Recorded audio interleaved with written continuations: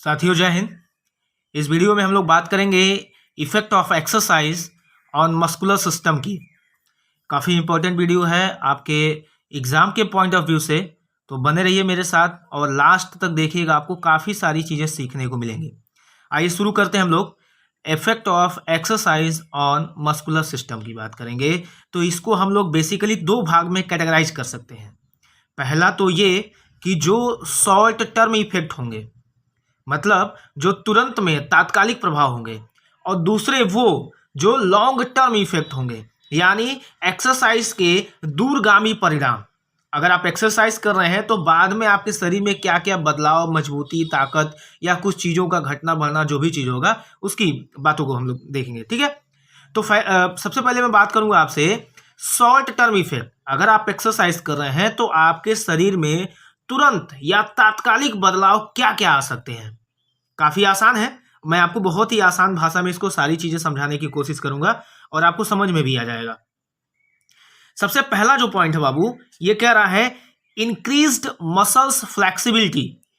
समझने वाली बात है, हमारी जो मांसपेशियों की लचीलापन होती है वो बढ़ जाती है। क्यों बढ़ जाती है भाई? क्योंकि हमारी मसल्स विस्कोसिटी में रहती हैं, शिथिल अवस्था में रहती हैं, और जैसे ही आप एक्सरसाइज करते हैं तीन में लचीलापन क्या होता है? बढ़ने लगता है, तनने लगती है, इलास्टिसिटी डेवलप होने लगती है और ब्लड का सर्कुलेशन इंक्रीज हो जाता है। ठीक है, तो इसीलिए हम कोई भी एक्टिविटी जब करने जाते हैं तो हमें क्या सिखाया जाता है कि पहले आपको वार्म अप करना है, ताकि मसल्स आपकी फ्लेक्सिबल हो जाए, विस्कोसिटी खत्म हो जाए, आपकी मसल्स प्रॉपर टोन अप हो जाए और आपकी जो बॉडी है पूरी तरह से कंडीशनिंग में आ जाए, ताकि आप उसमें कोई भी अगर एक्टिविटी करें, मसल्स में स्ट्रेन, स्प्रेन या कोई भी अन्य प्रकार की इंजरी आपको ना आए। ठीक है, तो पहला क्लियर है। सबसे पहले मैंने आपको बताया कि short term effect of exercise on muscular system, यानी हमारे मांसपेशी तंत्र पे जो तुरंत या तात्कालिक प्रभाव होता है एक्सरसाइज का, वो सबसे पहला क्या है? तो हमारी इंक्रीज इन मसल्स फ्लेक्सिबिलिटी। हमारी मांसपेशियों में क्या हो रहा है भाई? फ्लेक्सिबिलिटी आ रही है, लचीलापन आ रहा है। ठीक है, आइए सेकंड पे देखते हैं हम लोग। Increased muscles temperature. जब आप किसी भी एक पर्टिकुलर मसल की एक्सरसाइज आप शुरू करेंगे तो आप कुछ समय बाद ये फील करेंगे कि आपके मसल्स का उस प्लेस पे जो टेम्परेचर है वो इंक्रीज हो रहा है, यानी वहां पे तापमान बढ़ रहा है, आपको पसीना भी महसूस होगा। ठीक है, जैसे आप मान लीजिए एब्स की एक्सरसाइज करते हैं, एब्डोमिनल मसल्स की एक्सरसाइज करते हैं, जैसे आप पार्शियल कर्ल अप कर रहे हैं आप, तो आप 20, 30 या 40 पार्शियल कर्ल अप करने के बाद ये फील करेंगे कि आपके जो पेट के आसपास की मांसपेशियां हैं वहां पे क्या है? मसल्स का जो टेम्परेचर है वो इंक्रीज हो गया है, यानी बढ़ गया है। I hope now it is also clear. Now the third point is that is increased muscles efficiency. आपको भली भांति ये पता है कि अगर आप किसी भी मांसपेशी की एक्सरसाइज करते हैं तो आपके मांसपेशियों की जो क्षमता होती है वो बढ़ जाती है, यानी आपके अंदर ताकत का क्या होता है? डेवलपमेंट होता है। क्लियर है?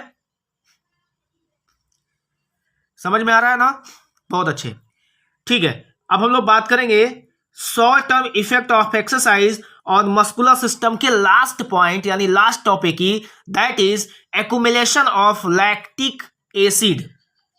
तो सबसे पहले तो ये थोड़ा सा टर्म हमको समझने की जरूरत है कि एक्युमुलेशन होता क्या है। एक्युमुलेशन का मतलब हो गया बाबू कलेक्शन। कलेक्शन मतलब समझ आए? इकट्ठा होना, संचय होना या संचित होना, भंडारित होना। क्या? एक्युमुलेशन ऑफ लैक्टिक एसिड, दुग्धाग अम्ल होता है जो हमारे मांसपेशियों में, हमारे जोड़ों के आसपास इकट्ठा हो जाता है एक्सरसाइज करने की वजह से, और फिर हमें क्या होती है? थकान महसूस होती है।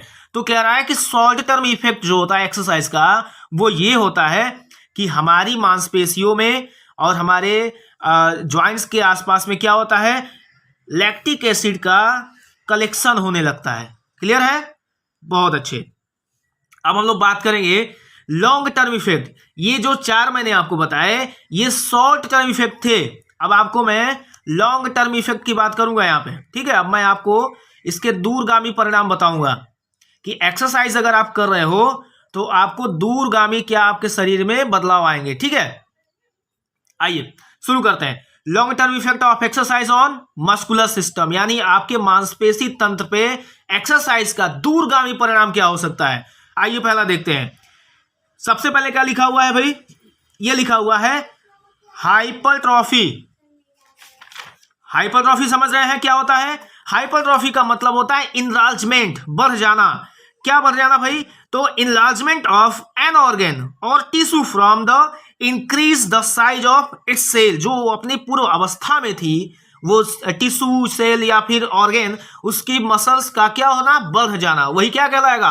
हाइपरट्रॉफी कहलाएगा। मान लीजिए बाइसेप की एक्सरसाइज कोई करता है तो वो क्या करता है? उनको ग्रो करने के लिए करता है। इट मीन्स उनको हाइपरट्रॉफी करने के लिए करता है। ठीक है, I hope now it is clear, it is also clear. अब आइए सेकेंड वाली की बात करते हैं हम लोग। Gain in strength. जब आप मांसपेशियों के एक्सरसाइज करते हैं तो उसके जो लॉन्ग टर्म इफेक्ट है वो क्या होते हैं भाई? उसमें ताकत को डेवलप करता है। ठीक है, क्लियर है? आसान है ये भी। मैं इसको भी टिक कर दे रहा हूं, ये भी आपको आ गया। Now the third point is, third point कैसा? लॉन्ग टर्म इफेक्ट किसका? एक्सरसाइज का। किस पे? मस्कुलर सिस्टम पे। वो क्या है? Lactate threshold increases. जो आपको लैक्टिक एसिड को टॉलरेट करने की जो आपकी क्षमता थी वो क्या हो रही है? बढ़ रही है। ठीक है, जो आपके लैक्टिक एसिड का टॉलरेंस था, now it is going to increase. क्यों भाई? क्योंकि आपने एक्सरसाइज लॉन्ग टर्म तक करी है। ठीक है, ये लॉन्ग टर्म इफेक्ट्स चल रहे हैं किसके? एक्सरसाइज के। किस पे? मस्कुलर सिस्टम पे। वेरी गुड, आगे बढ़िए। Increase in aerobic and anaerobic endurance. देखिए, हम लोग जब इस यूनिट के स्टार्ट में आए थे तो सबसे पहले हम लोगों ने एंडोरेंस को समझा था और हमने ये देखा था there is two type of endurance. The first is aerobic endurance and the second is anaerobic endurance. ठीक है, तो मैं उस पर नहीं जाने वाला हूं, बस मैं आपको ये बताना चाहता हूं कि एरोबिक और अनएरोबिक जो एंडोरेंस है वो हमारा बढ़ जाता है। ठीक है, अच्छा, अब आपको ये भी पता होगा कि हम लोग जिम जाते हैं, हेल्थ क्लब जाते हैं, किस लिए जाते हैं भाई? अपने बॉडी को एक प्रॉपर शेप देने के लिए। हाँ, तो ये आपका लास्ट पॉइंट है, प्रोवाइड शेप ऑफ बॉडी। जैसे आपका मन चाहा शेप होता है, आप जैसा डिजायर करते हैं, आपको एब्स बनाने हैं, आपको बाइसेप्स बनाने हैं, आपको बैक मसल्स को डेवलप करनी है, आपको काफ मसल्स को, हैमस्ट्रिंग्स, किसी भी मसल्स को अगर आपको डेवलप करनी होती है तो now you are going for a exercise. आप पर्टिकुलर बॉडी के पार्ट की एक्सरसाइज करते हैं और फिर क्या होता है? आपके शरीर में उस मांसपेशी की एक शेप बनती है जो आपकी डिजायर्ड होती है। इट मीन्स हम कह सकते हैं कि एक्सरसाइज का जो लॉन्ग टर्म इफेक्ट है वो क्या है कि हमें हमारे शरीर की क्या करता है? एक प्रॉपर शेप प्रोवाइड करता है। ठीक है, इसमें भी कोई दिक्कत नहीं होगी। ठीक है, आप सभी लोग बहुत स्मार्ट हैं, बहुत होशियार हैं, बहुत तेज हैं, सारी चीजें आपको आती रहती हैं, बस आपको सिर्फ एक पुश चाहिए होता है या फिर आपके साथ एक डिस्कशन चाहिए होता है, जो मैं आपके साथ कर रहा हूं। ठीक है, और कह रहा है कि फास्टर रिकवरी फ्रॉम इंजरी। जब आप एक्सरसाइज करते हैं तो आपका मेटाबॉलिज्म अच्छा होता है, आपका इम्यून सिस्टम डेवलप होता है और इसके वजह से आपकी जो रिकवरी होती है इंजरीज से वो काफी तेज हो जाती है। तो यही हमारा सेकंड लास्ट टॉपिक था, पॉइंट था कि faster recovery from injuries. And the last point is better neuromuscular coordination. हम सभी ये जानते हैं कि हमें कोई भी अगर एक्टिविटी करनी है मसल्स के थ्रू तो पहले हमारा ब्रेन उससे क्या करेगा? कोऑर्डिनेट करेगा और हमारे मसल्स को क्या करेगा? ऑर्डर देगा, मैसेज देगा, तभी हम उस पर्टिकुलर एक्टिविटी को इफिशिएंटली और सक्सेसफुली क्या करते हैं? परफॉर्म करते हैं। तो एक्सरसाइज करने से हमारी जो न्यूरोमस्कुलर कोऑर्डिनेशन है उनमें बहुत ही अच्छा एक कोऑर्डिनेशन डेवलप होता है।